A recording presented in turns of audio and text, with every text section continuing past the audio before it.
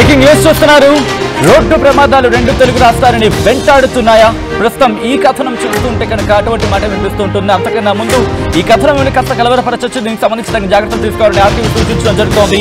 This is discovering content we are discussion is highly advanced. Bapatla జిల్లా సత్యవతిపేటలో road ప్రమాదం జరిగింది. ఎదురెదురుగా వెళుతున్న కార్ అలాగే లారీ ఎదురెదురుగా వెళ్తున్నాయి. ఈ రెండు ఒకదాన్ని ఒకటి ఢీకొన్నాయి. ఈ ప్రమాదంలో కారులో ప్రయాణిస్తున్న నలుగురు మృతి చెందారు. మరో ఇద్దరికి తీవ్ర గాయాలయ్యాయి.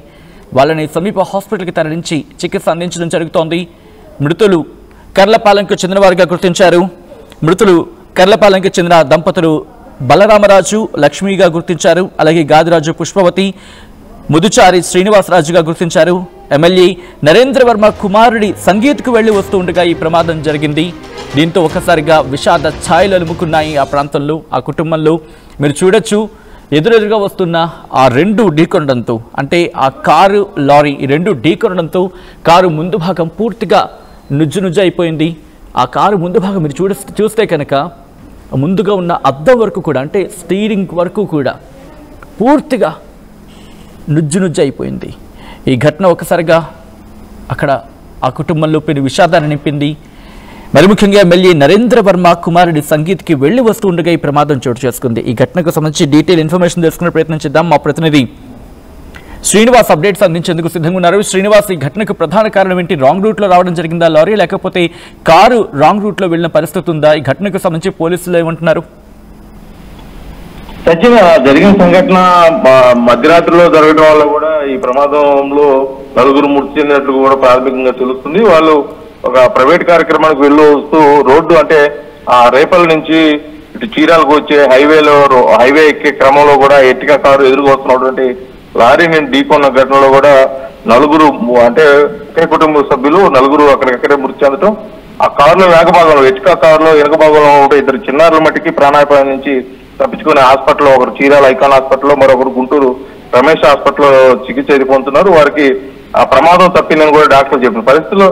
అయితే ఇప్పుడు జరిగిన సంఘటనల మీద కూడా అక్కడికక్కడే, అంటే ఆ కారు ఢీకున్న వెమ్మటే కూడా బేతాళం లక్ష్మి, అదేవిధంగా బేతాళం బాలరామరాజు, అదేవిధంగా గాదిరాజు పుష్పవతి, ముదునూరి శ్రీనివాసరాజు, నలుగురు కూడా అక్కడికక్కడే మృతి చెందడం కూడా జరిగింది. ఎమ్మటే, అంటే సుమారు 1:00-1:30 సమయంలో ఈ సంఘటన జరిగినట్టు కూడా తెలుస్తుంది. సంఘటన జరిగిన వల్లే అక్కడ ఉన్నటువంటి హైవే పెట్రోలింగ్ వారు 108 ద్వారా కూడా హాస్పిటల్కి తరలించినప్పటికీ అప్పటికే వారు మృతి చెందినట్టు కూడా తెలుస్తుంది. కాకపోతే జరిగిన సంఘటనకి ప్రధాన కారణం వీళ్ళు రోడ్డు ఎక్కే క్రమంలో ఎదురుగా వేగంగా లారీ రావటం, వీళ్ళు కూడా రోడ్డు ఎక్కే క్రమంలో కొద్దిగా స్పీడ్ గా ఉండే సమయం కావడం వల్ల కూడా ప్రమాదంలో మరణాల సంఖ్య అధికమైందని కూడా చెప్పుకోవచ్చు.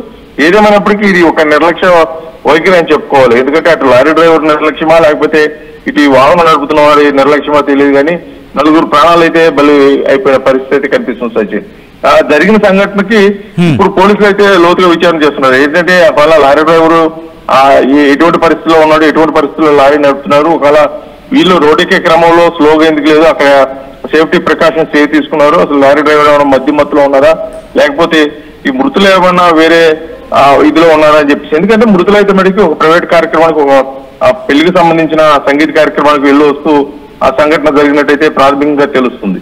కాకపోతే ఈ జరిగిన సంఘటనలో ఏ విధంగా జరిగిందనేటికి పోలీసు విచారణ వస్తే కానీ తెలియని విషయం ఉంది. సంఘటనలో నలుగురు చనిపోయారు అనే బాధతో పాటు ఒక ఇద్దరు ప్రాణాపాయం నుంచి బయటపడ్డారు. ఆ ఇద్దరు కూడా చిన్నారులు, వారి కుటుంబ సభ్యులు కావడం, అటు కొంత ఊపిరి పీల్చుకున్న పరిస్థితి అక్కడ ఉంది. కాకపోతే ఇటువంటి సంఘటనలు ముఖ్యంగా ఆ దిగమర్రు నుంచి కూడా ఒంగోలు వరకు వేసినటువంటి హైవేలు ఈ ప్రమాదాలు అధికం అవుతున్నాయి. ముఖ్యంగా అది టోటల్ గా సిమెంట్ రోడ్డు కావటం, అక్కడ బ్రేక్స్ కూడా సరిగా కంట్రోల్ కాని పరిస్థితులు. గతంలో కూడా అనేక ప్రమాదాలు జరిగినాయి. చిన్న ప్రమాదాలు జరుగుతున్నాయి, మోటార్ సైకిల్ ప్రమాదాలు జరుగుతున్నాయి. ముఖ్యంగా ఈ పల్లి గ్రామాల నుంచి కూడా హైవేకి వచ్చే క్రమంలో ఇటువంటి ప్రమాదాలు జరుగుతున్న నేపథ్యంలో అక్కడ ముఖ్యంగా నేషనల్ హైవే సంబంధించినటువంటి సేఫ్టీ ప్రికాషన్స్ సరిగా ఫాలో కాకపోవడం వల్ల ఇటువంటి ప్రమాదాలు పునరావృతమవుతున్నాయి. అనేక మంది ప్రాణాలు విడవలసిన ఒకసారి చిన్న క్లారిటీ ఇచ్చే ప్రయత్నం చేద్దాం. మరి ముఖ్యంగా లారీది తప్పిదమా, లేకపోతే కారుకి సంబంధించి ఎక్కువగా కనిపిస్తూ ఉందా ఇటువంటి ఘటనకు సంబంధించి? ఎందుకంటే లారీ వెళ్ళి కారుని ఢీకొట్టిన పరిస్థితి ఉందనుకోవాలా? అసలు ఏం జరిగింది అక్కడ? మరి ముఖ్యంగా అక్కడ ఎవరైనా ఐ విట్నెస్ ఎవరైనా ఉన్నారా ఈ ఘటన సందర్భంలో శ్రీనివాస్? అక్కడ సంఘటన జరిగిన టైంలో ఎవరు ఐ విట్నెస్ లేరు. అంటే ఆ వాహనానికి వెనక ముందు వెళ్లే వాళ్ళు చూసి హైవే పెట్రోలింగ్ వారికి తెలియజేస్తే, కాకపోతే అక్కడ సీన్ ఆఫ్ జరిగిన ప్రమాదాన్ని చూసినట్టయితే లారీ లెఫ్ట్ లోనే అతను వస్తున్నాడు. కాకపోతే వీళ్ళు లెఫ్ట్ రూట్ లో నుంచి రైట్ కి ఎక్కువ రోడ్డు ఎక్కాల్సిన క్రమంలో కొద్దిగా స్పీడ్ గా, అంటే లారీ డ్రైవర్ కూడా కొద్దిగా హైవే కాబట్టి కొద్దిగా ఓవర్ స్పీడ్ తో వస్తున్నాడా, లేకపోతే ఈ వెహికల్ రోడ్డు ఎక్కే వాళ్ళు కొద్దిగా చూసుకొని ఎక్కాల్సిన పరిస్థితి.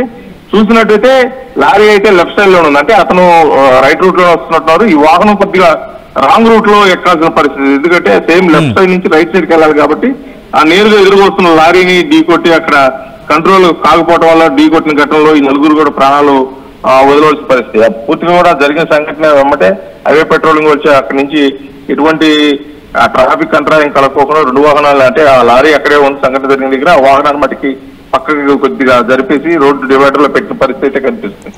కాకపోతే ఈ జరిగిన సంఘటన ఎవరిది తప్పు ఎవరిది ఒప్పు అనేది మనతో విచారణ తర్వాత తెలిసే పరిస్థితుంది. కానీ జరిగిన సంఘటనల మట్టికి కొంత బాధాకరం, నలుగురు మృతి చెందటం. గతంలో కూడా ఇటువంటి ప్రమాదాలు ఈ హైవేలో అధికంగా కావటం పూర్తిగా కొంత నిర్లక్ష్య ధోరణి అధికారులు పాటిస్తున్నారా, లేకపోతే ఇటువంటి సంఘటనలు జరిగినప్పుడు తూతూ మంత్రంగా ఏదైనా విచారణ అని లేకపోతే కొన్ని అవేర్నెస్ ప్రోగ్రామ్ చేసి చేతులు దులుపుకున్న పరిస్థితి తెలుస్తుంది కదా. ఎందుకంటే అది దిగబంధించి చాలా ప్రెస్టీజియస్ ప్రాజెక్టు, ఎక్కడ కూడా పెద్దగా సేఫ్టీ మెజర్మెంట్స్, ముఖ్యంగా ఆ హైవేకి ఆనుకొని అన్ని పల్లి గ్రామాలు ఉంటాయి. అంటే పల్లి గ్రామాల నుంచి ఆ టౌన్ కట్టి చీరాలు కానీ బాపట్ల కానీ రేపలు కానీ వెళ్లే ప్రాంతాల నుంచి ముఖ్యంగా చుట్టూ రొయ్యల చెరువులు, అదేవిధంగా చిన్న చిన్న వ్యాపార సముదాయాలు ఉంటాయి. వాళ్ళంతా కూడా హైవే మీదకి నిత్యం రావాల్సిన పరిస్థితి. అంటే ఈ వచ్చే క్రమంలో వాళ్ళకి ఎటువంటి ప్రికాషన్స్ ఉన్నాయి అంటే ముఖ్యంగా రోడ్డు దాటేటప్పుడు కానీ లేకపోతే హైవే మీదకి ఎక్కేటప్పుడు కానీ ఎటువంటి జాగ్రత్తలు తీసుకోవాలి, అవన్నీ ఉన్నాయా లేవు అంటే బట్టికి ముమ్మాటికి కూడా అక్కడ పూర్తి స్థాయిలో లేవనేసి చెప్పొచ్చు. ఆ లేకపోవడం కారణంగానే ఇటువంటి సిగ్నల్ లైట్స్ ఉన్నా, అదేవిధంగా రిఫ్లెక్టెడ్ మిర్రర్స్ ఉన్నా కూడా, అదేవిధంగా కార్నర్స్ లో ఈ మధ్య కాలంలో కొద్ది మిర్రర్స్ కూడా ఏర్పాటు చేస్తారు. ఎందుకంటే ఆ టర్నింగ్ తిరిగేటప్పుడు పక్క నుంచి ఎవరైనా వాహనం వచ్చినా ఆ మిర్రర్ లో కనిపే విధంగా ఆ మిర్రర్ లో లైట్స్ పట్టడం వల్ల కూడా కొంత జాగ్రత్త పడే పరిస్థితి అయితే ఉండదు. కానీ ఇటువంటి ఏమీ లేకపోవడం వల్ల కూడా ఈ ప్రమాదానికి ప్రధాన కారణం అని చెప్పుకోవచ్చు. అది కాక జరిగిన సంఘటన 1:30-2 సమయంలో కాబట్టి ఇవాళ లారీ డ్రైవర్ నిద్ర మత్తులో ఉన్నారు, లేకపోతే వీళ్ళు ఒక ప్రైవేట్ కార్యక్రమం నుంచి తిరిగి ప్రయాణం అయ్యారు కాబట్టి వీళ్ళేమైనా నిద్ర మత్తులో ఉంటాము, ఏం జరిగింది అనేది మటుకి పూర్తిగా లోతుగా విచారణ అయితే విచారణ నివేదిక బయటకు వస్తే కానీ విషయం అయితే తెలియని పరిస్థితి వచ్చింది. Right Srinivas, thanks for the update. మొత్తం అయితే మాత్రం వరుస రోడ్డు ప్రమాదాలు 2 తెలుగు రాష్ట్రాలని వెంటాడుతున్నాయి. ఈరోజు కొద్దిసేపటి క్రితం ఆ ఘటనకు సంబంధించి మర్చిపోకముందే, రంగారెడ్డి జిల్లాలో జరిగిన ఘటనకు సంబంధించి మర్చిపోకముందే ఇంకొక ఘటన వార్తగా చూడడం కాస్త మనసుకి కాస్త బాధగా అనిపిస్తుంది. కానీ వరుస రోడ్డు ప్రమాదాలు 2 తెలుగు రాష్ట్రాన్ని వెంటాడుతున్నాయా అంటే అటువంటి మాట వినిపిస్తోంది. బాపట్ల జిల్లా సత్యవతిపేటలో రోడ్డు ప్రమాదం జరిగింది. ఎదురెదురుగా వెళుతున్న కారు లారీ ఒకదాన్నొకటి ఢీకొన్నాయి. కారు ప్రయాణికులు 4 ఆ ఘటనా ప్రదేశంలోనే మృతి చెందినట్టుగా తెలుస్తోంది.